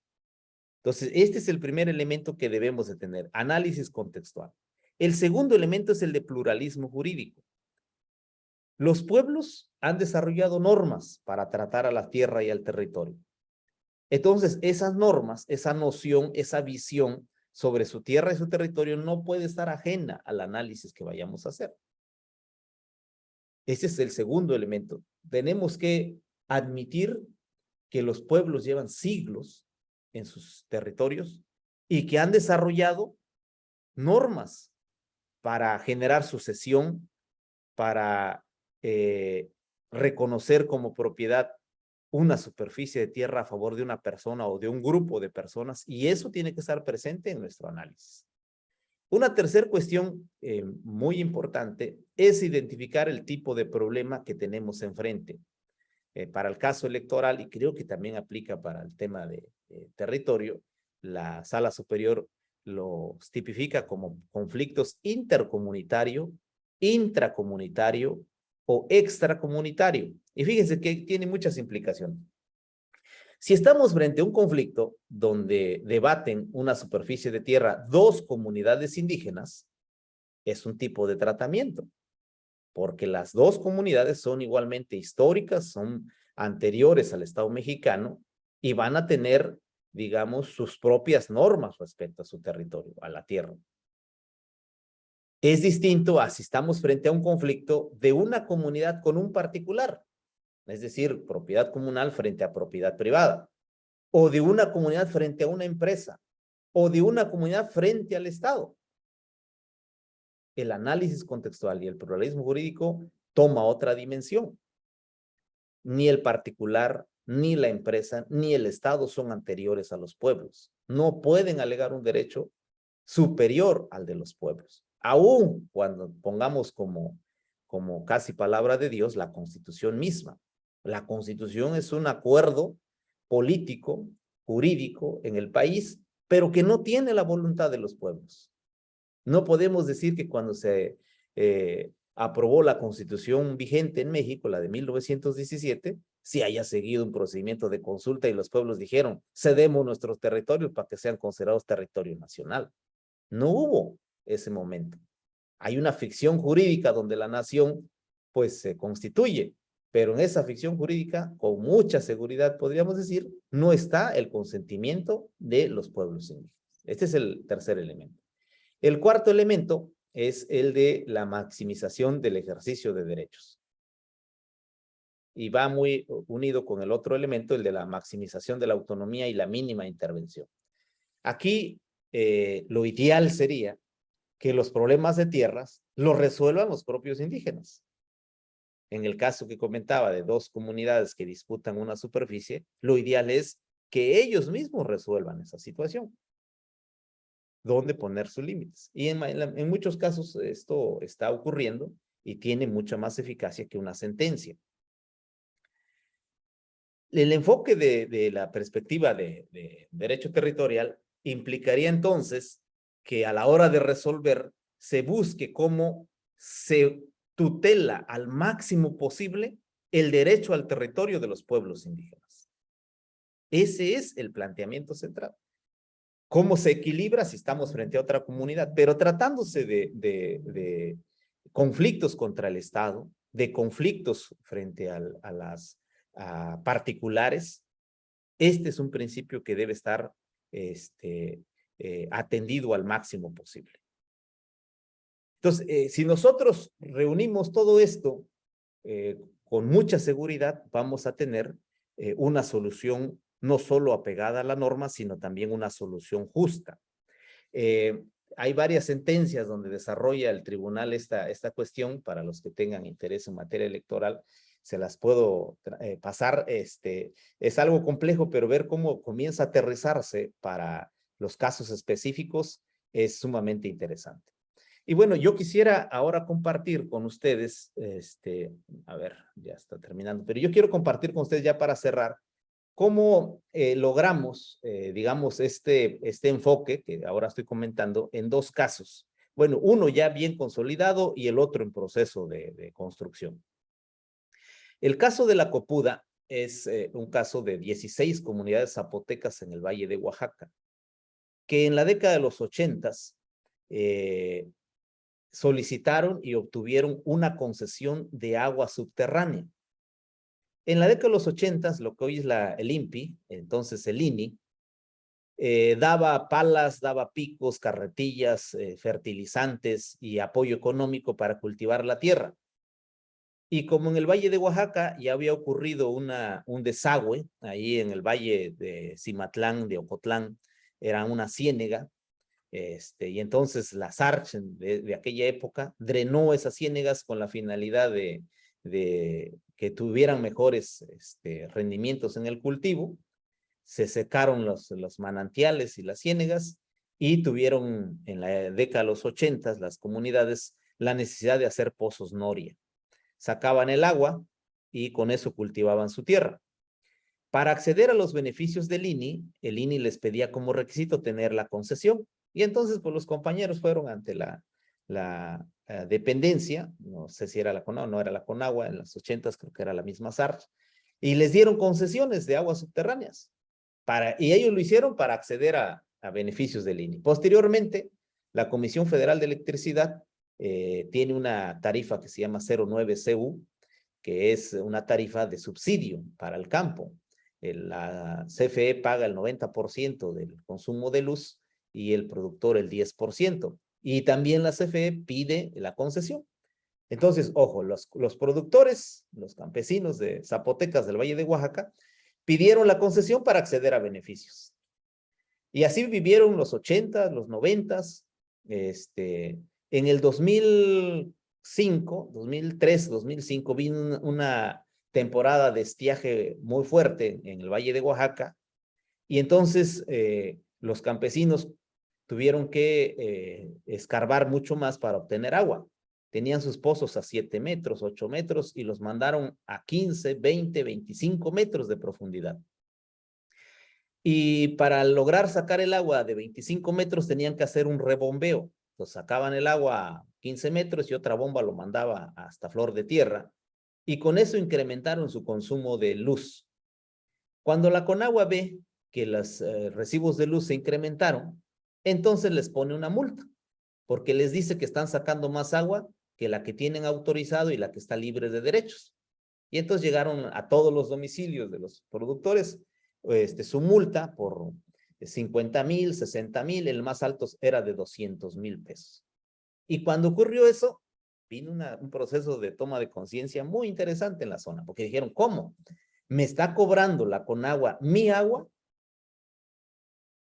¿Me está cobrando la Conagua y no hace nada porque aquí haya agua? Para entonces, en la época de estiaje, ellos habían hecho unas obras de recarga del acuífero, muy interesantes. Todas las aguas que escurren, hacían trampas, y en los pozos Noria que ya no usaban, filtraban el agua que escurría por las calles y por los arroyitos, y lo metían al agua a los pozos que ya no usaban, y con eso incrementaron el volumen del manto freático. Hicieron cerca de 500 pozos de absorción. Ahora ya tienen como 1,500. Es un proceso que ha venido caminando. Pero para efectos de lo que nosotros estamos platicando aquí, ellos dijeron, a ver, ¿cómo es posible que me cobren mi agua? ¿Cómo es posible que la Conagua no haga nada por mantener los niveles del manto freático? Y entonces, pues ya entraron en el análisis, llegaron a la conclusión, pues que el agua, esto que estamos viendo hoy, es propiedad de la nación, que se tiene que pedir concesión, que la concesión no era un requisito para acceder a beneficios, sino era un título en donde el Estado le autorizaba al particular usar su propia agua. Y entonces se vino un gran movimiento ahí, y le plantean a la Conagua, ahí sí ya era la época de Loegue Tamargo, le plantean a la Conagua que por las obras de recarga que ellos estaban haciendo, se les dé un trato diferenciado no establecido en la ley. La Conagua le responde que eso no es posible, que estamos en México y que nuestro sistema jurídico mexicano tiene como base el principio de igualdad y por lo tanto trato igual a todos. Y ustedes se sujetan a las multas, a las concesiones y a todo lo demás. Se inconforman, plantean un juicio ante el Tribunal de Justicia Fiscal y Administrativa de la Ciudad de México. Estamos en el año ya 2010. El Tribunal de Justicia llega a la misma conclusión que la Conagua. No hay trato diferenciado, no hay derechos indígenas, ustedes son mexicanos y se sujetan a la ley. Interponen un recurso de revisión, lo conoce un juez de amparo contra esa sentencia, un colegiado, y para eso estamos en 2011. Entra la reforma en materia de derechos humanos y hacen presión los compañeros y el colegiado dice, la comunidad de zapotecas tienen derechos territoriales, es decir, agarra el enfoque del convenio 169. Y entonces se toma del numeral 2 del artículo 15. Hágase una consulta para ver cómo el decreto de veda que estaba vigente ahí respeta derechos indígenas. Esta resolución, si no me equivoco, debe ser por ahí del 2013, 12 o 13, y ya tiene enfoque de derechos indígenas y enfoque de derecho territorial. Y se ordena la consulta. Todavía estamos hablando de la época del neoliberalismo, de los gobiernos anteriores, y se estanca la consulta porque los compañeros dijeron, no, a nosotros ya no nos van a volver a ver la cara. Aquí somos propietarios del territorio y somos propietarios del agua del subsuelo y nosotros vamos a mandar. Y Conagua diciendo, no, eso no es posible, el sistema jurídico aplica para todos y cada uno en su postura. Entrando este gobierno se desactiva, se destraba el tema, tanto a la secretaria de Medio Ambiente como al de Conagua, nosotros los convencemos que la solución tiene que ser la consulta y tiene que ser buscar esta armonización y este enfoque que aquí estoy planteando. y llevó varios años, pero se logró. ¿Cuál fue el punto nodal ahí? Recuerden que decía el artículo 15, numeral 1. Los pueblos tienen derecho a sus recursos naturales, entre ellos el derecho a administrar, usar, aprovechar y administrar, controlar también su agua. Y entonces se estableció en el nuevo decreto para el Valle de Oaxaca que para el caso de comunidades indígenas, las comunidades tienen derecho de coadministrar el agua. No es un derecho absoluto de administrar por fuera de la norma mexicana, por fuera de la CONAGUA, pero ellos tienen derecho a administrar su agua. ¿Cómo se hace esta coadministración o esta administración comunitaria? Se establecieron comités de agua, se estableció un reglamento con base en sus sistemas normativos, la comunidad es la que otorga, no sé, los permisos, no son concesiones, se hizo una concesión colectiva, una concesión comunitaria se llama. Entonces, ya no se da persona por persona, sino se dice la comunidad tiene derecho de usar su agua del subsuelo. Y la comunidad controla quiénes acceden a esa agua, qué obligaciones deben de cumplir, y la comunidad sanciona en caso de que haya un mal uso del agua. La comunidad es administradora de su agua a través de su comité y de su reglamento. Y solo le notifica a CONAGUA que todo está en orden, que no hay mayor problema. Este fue, digamos, la forma de empatar en el caso de la copuda. Para no robar mucho tiempo, una cosa similar estamos haciendo con los yaquis, pero vamos un poquito más allá. Los yaquis de plano dijeron, no queremos concesión. La figura que creamos con la copuda es la concesión comunitaria, una concesión de derecho colectivo. Y en el pueblo yaqui dicen, no queremos ni siquiera la palabra concesión. Nosotros queremos un título de agua. Y entonces estamos en ese proceso, va muy avanzado y con buena perspectiva, de que se les otorgue un título de derechos de agua a los yaquis. Esto significa un instrumento, un documento que da un poquito más allá de la administración o de la coadministración lograda para el caso de la copuda.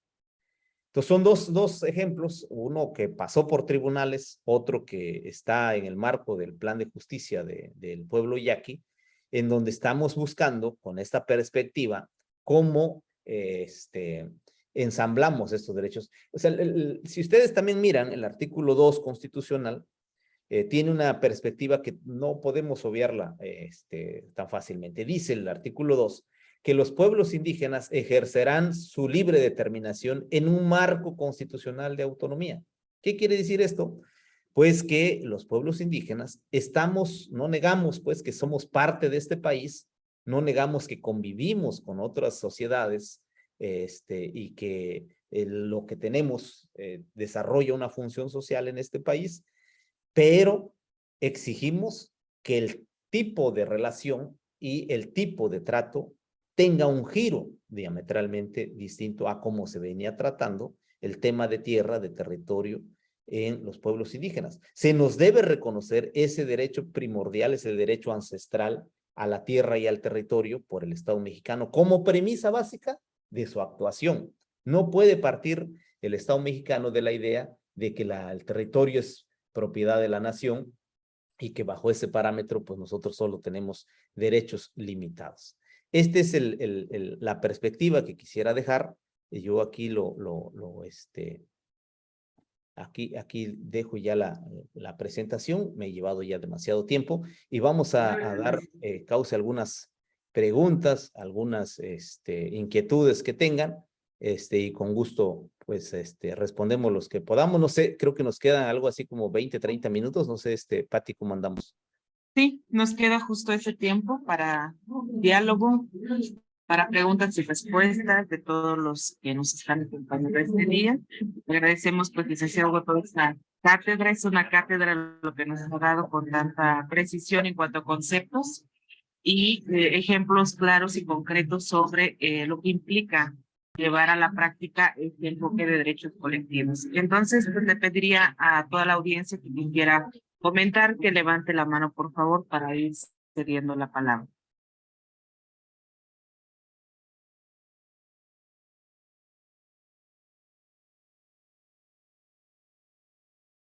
Mientras la audiencia se prepara, yo quisiera pues hacer una pregunta, sobre todo tomando en cuenta que varios de los que estamos aquí no tenemos la formación de abogados, pero como toda esta cuestión, el marco jurídico implica un conocimiento puntual de las convenciones, de las leyes, entonces para poder llevarlo a la práctica, ¿qué más pudiera recomendarnos a todos los que pues estamos en distintas áreas y en distintas espacios de trabajo para poder llevar a la práctica todo esto que pues, nos comenta? O sea, para tener muy claro las implicaciones de este enfoque, sobre todo, como decía, cómo no solamente conocer el enfoque de derechos colectivos, sino llevarlo a la práctica, y además no solo es llevarlo a la práctica, sino que tenga un impacto en las comunidades.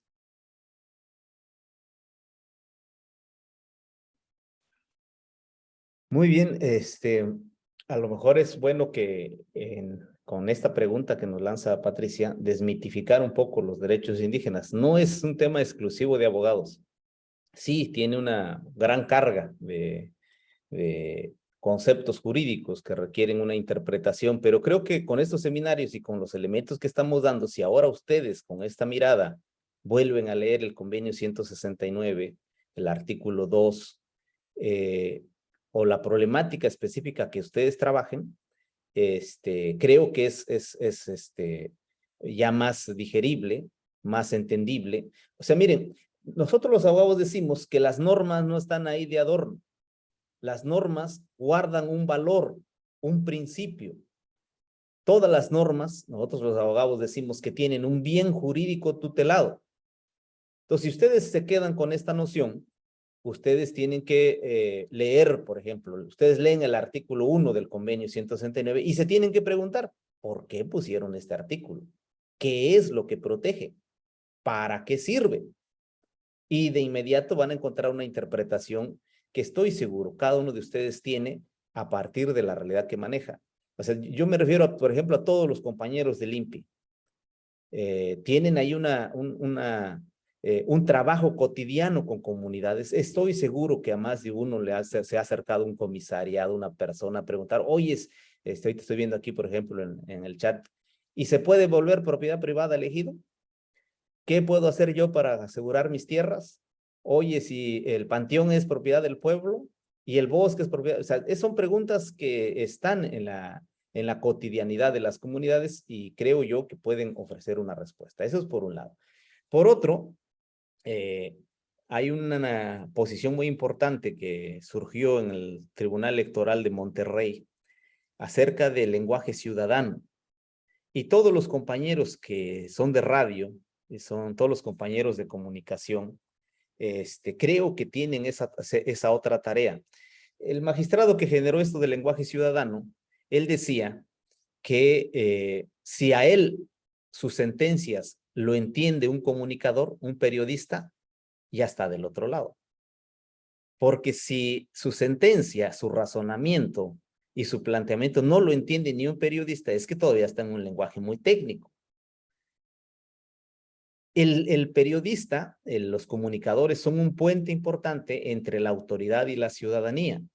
Entonces, si nosotros, los compañeros que son de las radios, los compañeros comunicadores, logran tener esta interpretación con estos principios, estas ideas de cuál es el bien jurídico tutelado, para qué se puso esta norma, por qué se puso. O sea, si nosotros respondemos esas preguntas básicas, estoy seguro que van a poder transmitir con mucha claridad el por qué y el para qué de este derecho al territorio y muchos otros derechos, porque si ustedes ven la propuesta de reforma que está empujando el instituto, otros pusimos 16 derechos. Si ustedes revisan el protocolo de la Corte, trae 12 derechos. Entonces, hay un conjunto de derechos que en todos ellos aplicaría en gran medida esto que estamos platicando hoy. Entonces, yo los invito a que lo sigan revisando. Si hay alguna duda, alguna cuestión que haya que profundizarlo, lo podremos hacer más adelante con mucho gusto, ¿no? Ahora sí hay manos levantadas. Sí. Tenemos la mano levantada de Mirna. Adelante, compañera Mirna. Sí, buenos días. Bueno, antes que nada, muchas gracias por la exposición, por la presentación. creo que definitivamente en mi caso me cambia un poco la perspectiva para efectivamente regresar a leer el convenio 169 y lo que es la Constitución. Yo tengo una pregunta. Yo actualmente estoy haciendo una estancia postdoctoral en el INPI y la idea del trabajo es justamente empezar a construir política pública con una perspectiva intercultural. Y bueno, a mí me queda ahorita como la pregunta de que si en el caso de los trabajos que estamos haciendo, en mi área específicamente, que es la salud intercultural, ¿no? Que es justamente buscar ese equilibrio en el diálogo de saberes y de conocimientos entre lo que es la medicina científica, profesional, con la medicina indígena. Aquí lo que pareciera o lo que yo estoy entendiendo es que la Constitución mexicana aparentemente lo que hace es justamente justificar una política pública con conceptos occidentalizados, mientras que el convenio 169 es lo que estoy entendiendo, o al menos en el área jurídica específicamente y en el área de la medicina tradicional, que son los párrafos que yo conozco, digamos que salvaguarda los derechos de los pueblos indígenas. Mi pregunta es si nuestro papel en este caso, yo que estoy haciendo este planteamiento desde una institución del Estado como es el INPI, ¿no? Si bien, bueno, yo abogo por los derechos de los pueblos indígenas, el trabajo aquí justamente es hacer un proceso de consulta, ¿no?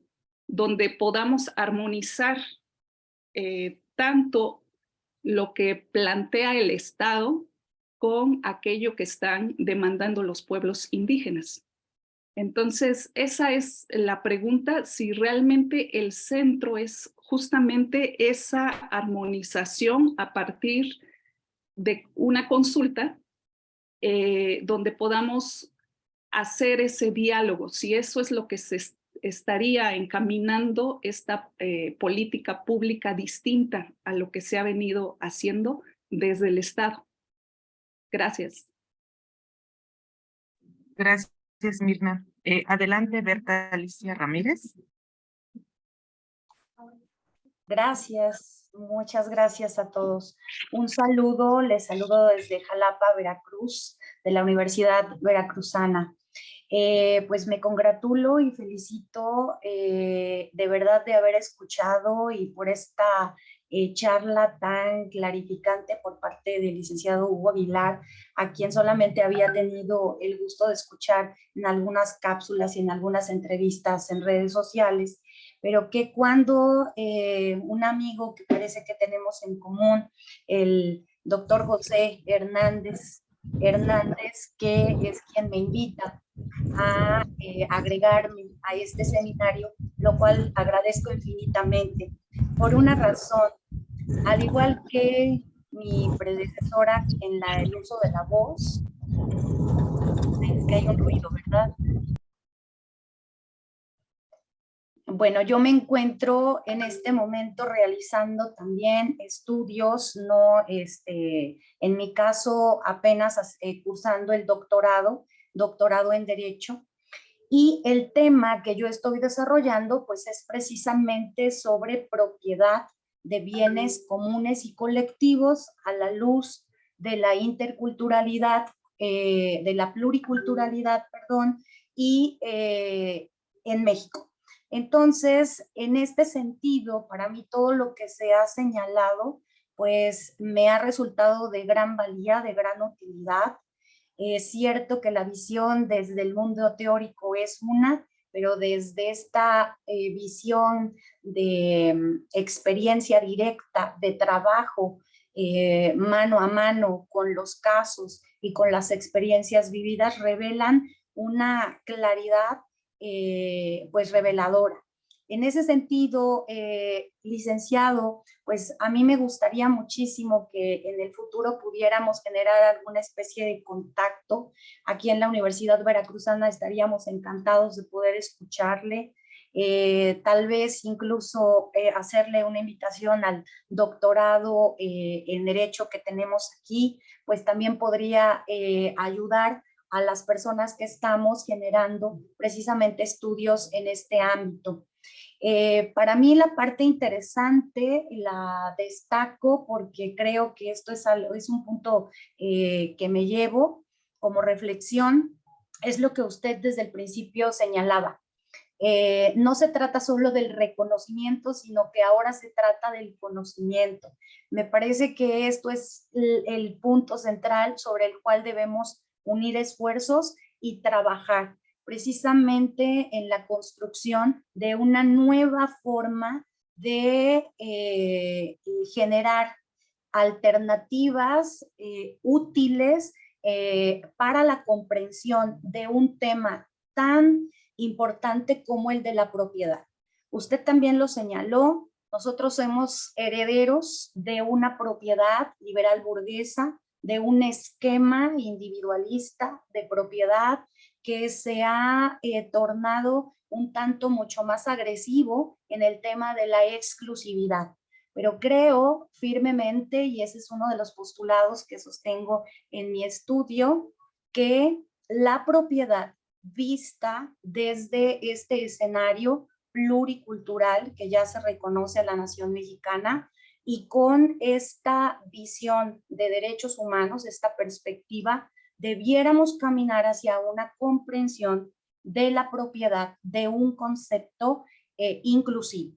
Ya no exclusivo, sino inclusivo, en donde tengan cabida precisamente todas estas posibilidades y todas estas manifestaciones legítimas de tutela y de protección hacia su propiedad colectiva, y no solamente en términos de tierra, sino de recursos, de saberes y de todo ello que es construcción propia, legítima de nuestros pueblos y comunidades indígenas. Entonces, pues yo agradezco profundamente y pues le extiendo esta invitación públicamente, me disculpo por ello, pero pues quisiera de verdad que en el futuro poder generar alguna vinculación pues para seguir tratando estos temas que creo que no somos muchos los interesados en este tema. Yo me circunscribo solo al ámbito jurídico porque ese es el área que tengo, pero por supuesto que toda las otras ramas auxiliares, pues por supuesto que nos dan una mayor facilidad para la comprensión del tema. Muchas gracias. Muchas gracias.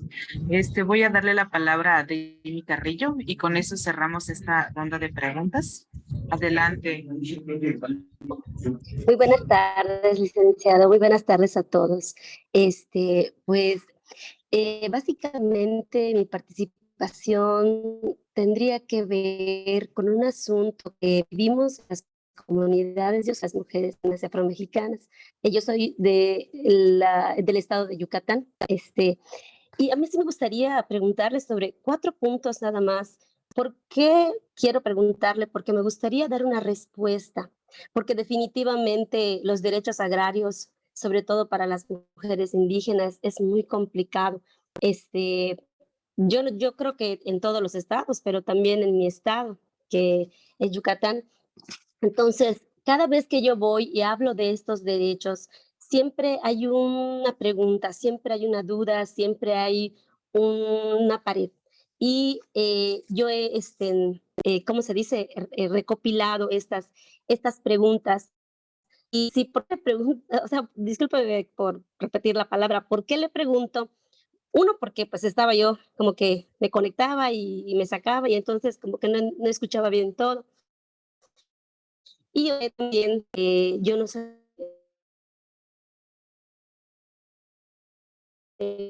abogada, escuela para mis compañeros. Yo soy psicopedagoga, sin embargo, siempre que voy a las comunidades, tengo el interés por generar herramientas que puedan ayudar y dar una respuesta a las necesidades, pues, de las mujeres. Bueno, dar mucho, voy a este otro punto. Muchas de las mujeres dicen, no hay tierras para las mujeres, todo está dividido.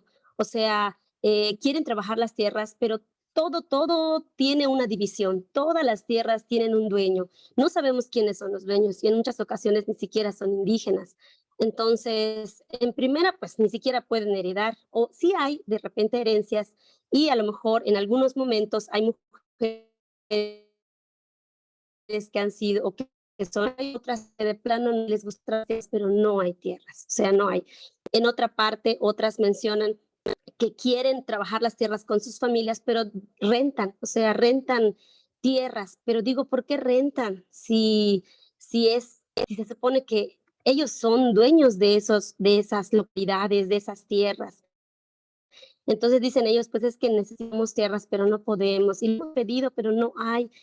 Rentamos y a veces cuando rentamos y sembramos, vamos a sembrar maíz, en primero pues tenemos que pagar agua, con agua, tenemos que pagar lo que gastemos, corriente, y encima también tenemos que pagar la renta.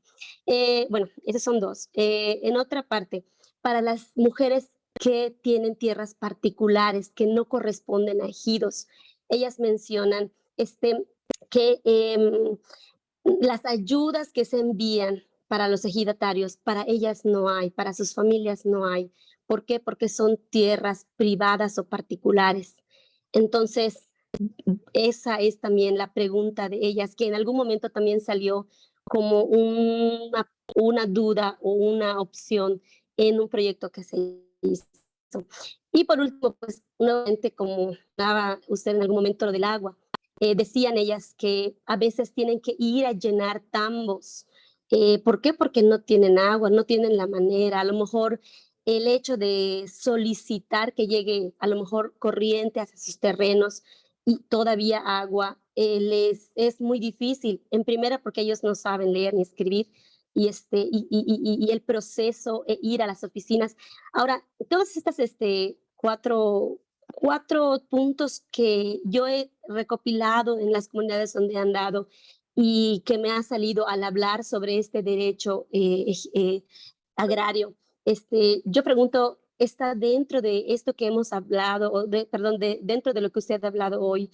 ¿Se puede hacer algo por ello? ¿Cuál sería la respuesta que yo les daría a estas personas? ¿Cómo pudiera yo apoyarlas? O a lo mejor las derivaría, las canalizaría. Bueno, básicamente esa es pues mis dudas y mi participación. Gracias, Amy.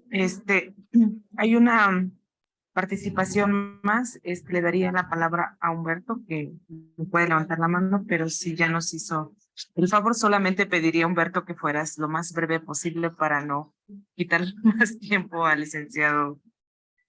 Sí, muchas gracias y disculpen que no me aparece ahí, pero me surgen algunas dudas, ¿no? En cuanto al reconocimiento de los derechos humanos, ¿no? Que efectivamente es algo complejo y que, bueno, desde las instituciones a lo mejor del Estado mexicano, en algunos casos no se conocen y por lo tanto no se reconocen. Entonces, como que hay esa ausencia de los organismos garantes, ¿no? De esos derechos.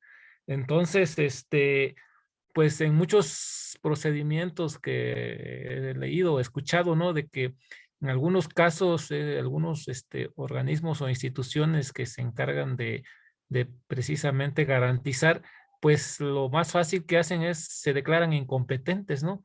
Entonces, no sé cómo decir si es un acto de irresponsabilidad institucional. Y bueno, ¿qué posibilidad o cuál es el reto, ¿no? De que al exigir estos derechos se pueda recurrir a, pues, a una instancia o a un organismo garante a nivel internacional. Como nos comentaba el expositor, que, bueno, estos derechos se reconocen, ¿no? En ciertos instrumentos internacionales, pero que efectivamente no se han incorporado a la Constitución o a la legislación de México, y que, bueno, ¿cuál es el reto, ¿no? De que si en México no se garantizan, pues buscar hacia el exterior ese reconocimiento y esa garantía, ¿no? Para poder ejercerlos. Gracias. Breve participación. Vamos a darle la palabra al licenciado Hugo para que pueda ir respondiendo estas preguntas o comentando, y con eso iríamos cerrando nuestra sesión. Adelante, licenciado. Perdón, Pati, ¿les puedo pedir si van prendiendo sus cámaras, por favor, para tomar las fotos? Disculpen. Muy bien, pues yo les agradezco las intervenciones muy importantes, todas ellas, y denota pues el interés sobre el tema y que en algo puede contribuir lo que hoy hemos platicado. Con relación a las políticas públicas, pues a lo mejor hay que desarrollar más y cada temática tiene su propia particularidad, pero hay también ejes comunes. Si ustedes hoy revisan la política pública y las reglas de operación en las dependencias, van a ver que no está señalado, reconocido el sujeto de derecho. La mayoría de las dependencias atiende personas, agrupaciones, sociedades, no atiende comunidades. No tienen a la comunidad ni al pueblo como sujeto de derechos. Entonces, hay un conjunto de elementos que creo que ya pueden establecerse sin necesidad de consulta. Hay otros que a lo mejor sí requieren, los que tengan que ver con crear totalmente una institución. El artículo 2, apartado B, establece que cuando se vayan a establecer instituciones se tiene que hacer en diálogo con los pueblos y se tiene que operar con ellos. Pero hay otras que, o sea, yo diría, sería llevar al extremo el derecho de consulta. Si, por ejemplo, debemos decir, si en la regla de operación o en la política pública de la SAGARPA, además de considerar la agrupación de ganaderos, la agrupación de agricultores, se considera a la comunidad como sujeto de derecho. Eso tuvimos aquí en la Yaqui. Cuando los ganaderos pidieron apoyos, pues resulta que no estaban en la regla de operación. Entonces, la pertinencia cultural tiene que ver con el tema, tiene que ver con el sujeto, tiene que ver con las formas en que el sujeto tiene su existencia cotidiana. Muchas de estas cosas no requerirían consulta. Recuerden también que el Plan Nacional de Desarrollo está consultado. Entonces yo creo que con un buen análisis, con una buena perspectiva, podemos cambiar muchísimas de las actuaciones pues de las instituciones públicas. En el INPI hemos estado haciendo esto y yo animo a la compañera que está trabajando ahí en la consultoría a hacerlo. Por ejemplo, también otro ejemplo para ilustrar esto es, CONAFOR exige necesariamente título de propiedad individual o colectivo para aplicar sus programas. Nosotros hicimos una opinión, un dictamen ahí, que bajo el concepto de utilización y ocupación, o sea, no hay título de ocupación, no hay título de utilización en nuestro país, pero si la comunidad lo demuestra, se tiene que volver sujeto de atención de esa dependencia y de ese programa. Entonces hay muchas cosas que de suyo ya debían de estar en la política pública. No requerimos de hacer más consulta, ya sabemos cuál va a ser el resultado de esa consulta y no se requiere de mayor cuestión. Con relación a su intervención, doctora Alicia, pues estamos puestos ahí en el INPI, tanto yo como mis compañeros de colaborar, contribuir con los estudios. La mayoría de lo que estamos haciendo, e incluso nuestros programas ahora ya no otorgan apoyos a estudios abstractos, estudios que se justifiquen por sí mismos, sino siempre vinculados a que puedan ser útiles a una comunidad, una región, a una dependencia, o sea, lo que le llaman ustedes como investigación aplicada, ¿no? E investigo y que sea útil de inmediato. Porque ya decíamos, todo análisis, toda norma que no transforme la realidad de las comunidades, pues es llamado a misa, es una poesía bonita, pero no va a contribuir a lo que estamos planteando acá.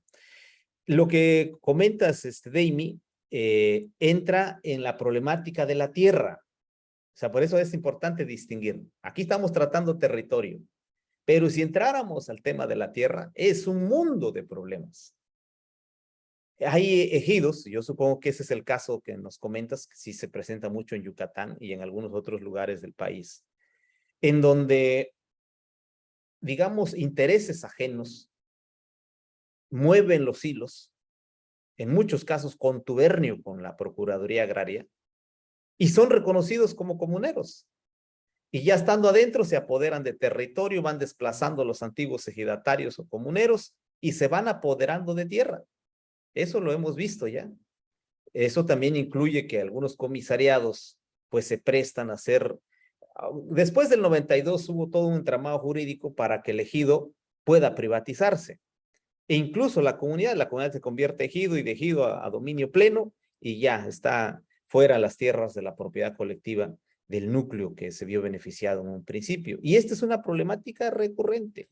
Tenemos un gran desfase en las actualizaciones censales. Tenemos comunidades de 2,000, 3,000, 4,000 ejidatarios o comuneros y están reconocidos solo 40 o 50 y pura gente grande. Hay muchísimas problemáticas, entre ellas la que planteas, el de las mujeres y su acceso a la tierra. La falta de acceso a la tierra a las mujeres también tiene un origen en la propia ley. La ley que regulaba el procedimiento de dotación de tierras establecía que debía de haber una etapa que se llamaba censales agropecuarios. Y ahí la norma decía que se tenía que censar al jefe de familia. No podía censarse a todos los 18 años, sino solo al jefe de familia. Entonces eso se entendió que solo al hombre. Y hoy la mayoría de los censos está lleno de ejidatarios y no tienen acceso a las mujeres o no tienen reconocido plenamente su derecho a las mujeres. Este es un reto que tenemos, que poco a poco se tiene que actualizar los censos, dándole mayor preferencia a las mujeres para que accedan plenamente a las tierras. Ahora, el tema de la renta de tierras, el tema de eso es una problemática interna, hay que revisarlo. ¿Tiene solución? Claro que tiene solución. Lo ideal es que se dé una solución con perspectiva de derecho territorial, pero si estamos frente a una comunidad desarticulada, desorganizada e incluso confrontada, es decir, si no tenemos al sujeto, pues difícilmente podemos nosotros resolverlo bajo una perspectiva de derechos. Ojo con lo que estoy diciendo, porque entonces la perspectiva de derechos territoriales no solo es una obligación del Estado, es una oportunidad, una posibilidad de los propios pueblos. No es posible que una comunidad, perdón, no es posible que un conjunto de comunidades que están peleadas entre ellas busquen hacer efectivos derechos como pueblos.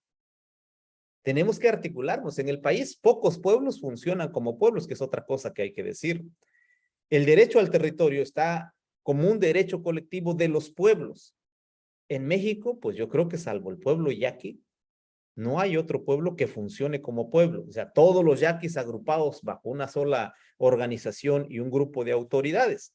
Todos los demás estamos pulverizados y funcionamos con comunidades. Entonces, lo que cada comunidad realmente tiene es una porción del territorio.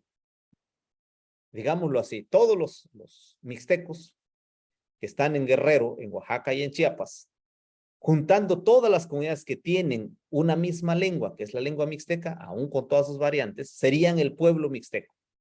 Pero hoy en día no hay un órgano de gobierno, un órgano de autoridad del pueblo mixteco. Lo que tenemos es un conjunto de comunidades mixtecas oaxaqueñas, otro conjunto de comunidades mixtecas guerrerenses y otro conjunto de comunidades mixtecas poblanas. El pueblo mixteco como pueblo, no podría ejercer un derecho colectivo como pueblo. Lo que sí pueden hacer son las comunidades mixtecas ejercer el derecho al territorio respecto de la porción de todo el territorio mixteco del que son propietarios o poseedores. Esa es una problemática también y sí necesitamos reconstituir al sujeto de derecho. Ahora, con esto último que planteaba el compañero, ya no recuerdo cómo se llama, Bernardo creo fue, Humberto creo es. Humberto. Sí, mira, hay muchas instancias protectoras de derechos humanos. Lo normal, lo lógico, lo efectivo sería que no tuviéramos que acudir a esas instancias. O sea, por eso estamos hablando de política pública, por eso estamos planteando un gobierno de la diversidad. Si logramos establecer eso, o sea, si logramos que todo el mundo se capacite, que todo el mundo haga un compromiso por los derechos indígenas, no estaríamos acudir a las instancias internacionales para ejercer estos derechos. Pero si hubiera que acudir, hay varias instancias y efectivamente una de ellas es las instancias del plano internacional, la Comisión Interamericana de Derechos Humanos y la Corte Interamericana de Derechos Humanos.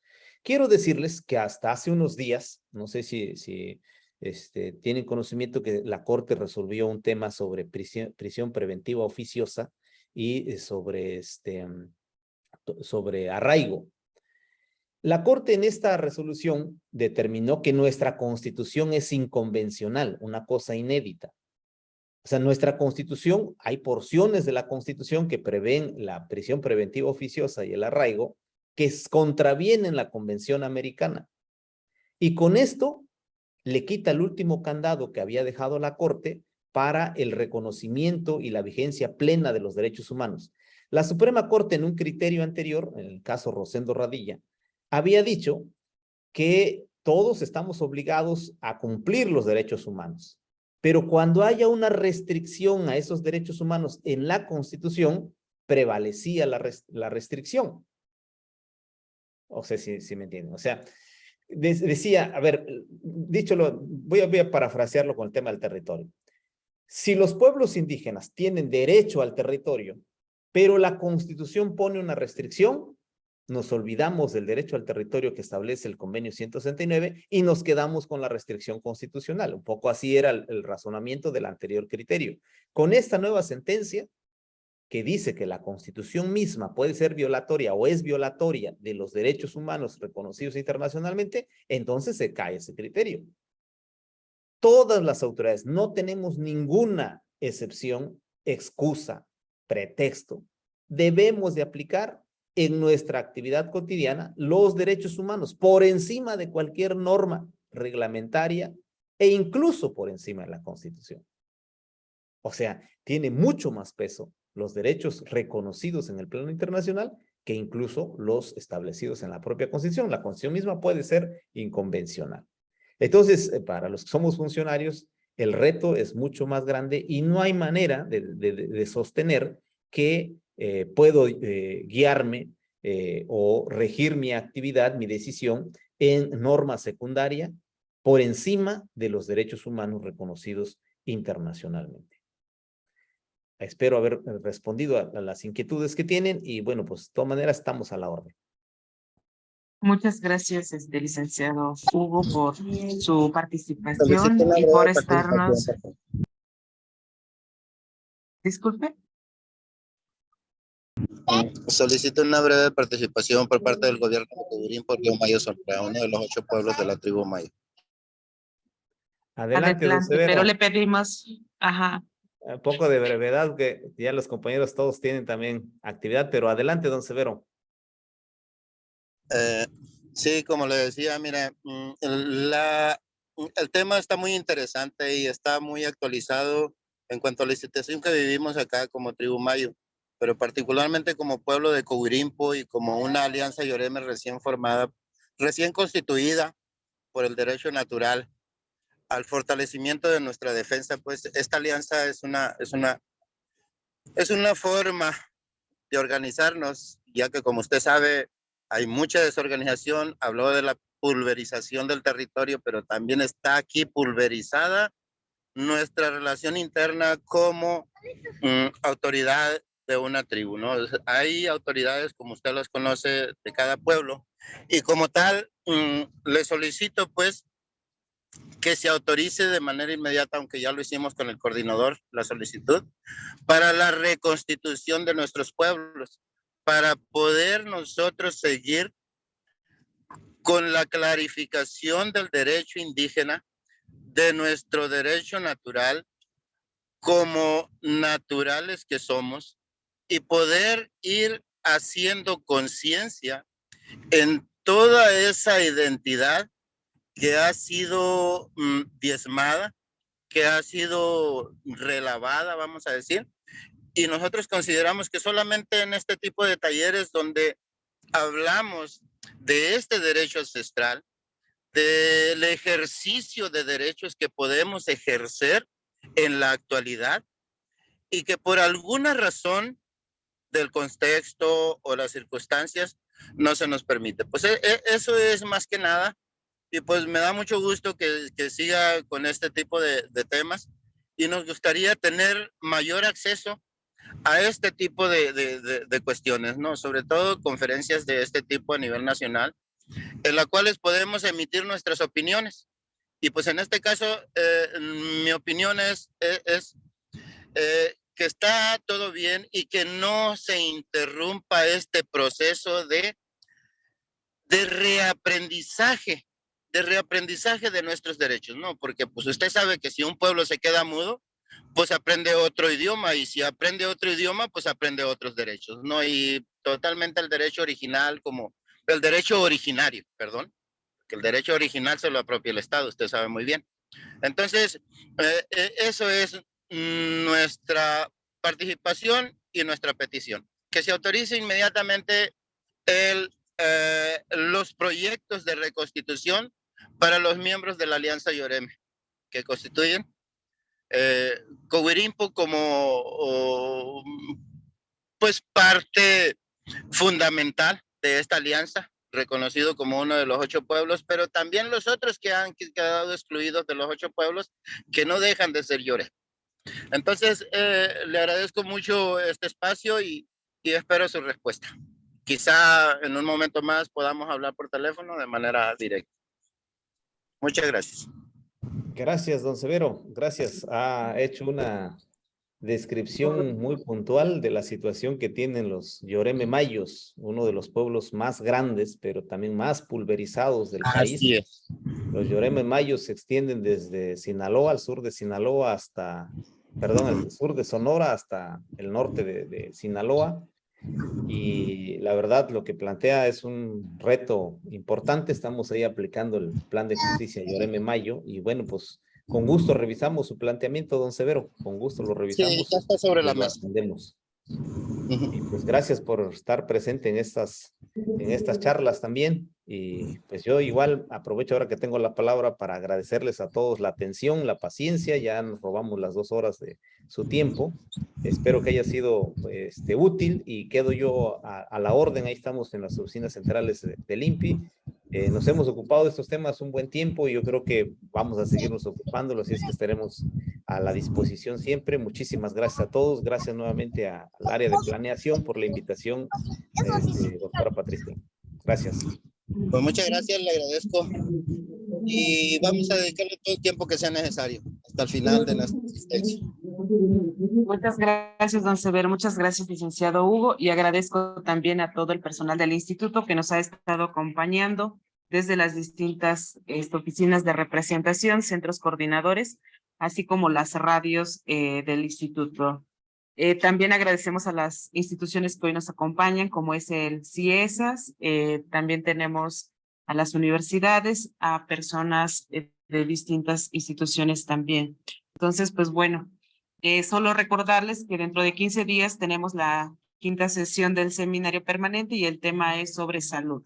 Entonces, pues todos cordialmente invitados, y pues que tengan muy bonita tarde. Muchas gracias.